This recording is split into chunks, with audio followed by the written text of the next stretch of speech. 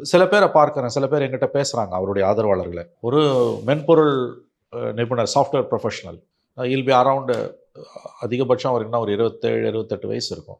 அவர் சொல்றார், "நான் அவருடைய ஒரு படத்தை கூட பார்த்ததில்லை. நான் இந்த முறை அவருக்கு ஓட்டு போடுவேன்." நான் எதுக்காக இந்த முடிவு எடுக்கிறீங்க? அப்படின்னா, திமுக, அண்ணா திமுக என்ன சாதிச்சு கிழிச்சாங்க? நான் ஒரு தேர்தல்ல திமுகவுக்கு போட்டிருக்கேன். ஒரு தேர்தல் அண்ணா திமுகவுக்கு போட்டிருக்கேன். இந்த முறை நான் விஜய்க்கு தான் போடப் போறேன். ஆனால் அவருடைய ஒரு படங்களை கூட நான் இதுவரை பார்த்ததில்லை. ஒரு ஒரு புதிய தொடக்கம் இருக்கட்டுமே. அவர் தப்பு பண்ணா அடுத்த எலக்ஷன்ல மாத்திடலாம். ஏன் இவங்க 2 பேருக்கும் நம்ம போடணும்? இவங்க 2 பேரும் என்ன சாதிச்சு கிழிச்சாங்க? 2 பேரும் என்ன தமிழ்நாட்டுக்கு வந்து இவங்க 2 பேரு தான் குத்தகைக்கு எடுத்திருக்காங்களா? நம்ம தமிழ்நாட்டுனா இவங்க 2 பேருக்கும் பட்டா போட்டு குடுத்துட்டோமா? ஒரு மாற்றத்துக்கு ஏன் நாம் துணை போகக்கூடாது? ஏன் ஒரு மாற்றத்த நாம் வரவேற்கக்கூடாது?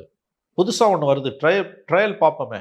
முயற்சித்து பார்க்கலாமே! ஒண்ணும் குடிமூழ்கி கிடையாது. தவறு செஞ்சாருன்னா அடுத்த எலக்ஷன்ல மாத்திடலாம். இப்படி பேசக்கூடிய நண்பர்கள் நான் இருக்கேன். நான் பார்க்குறேன்.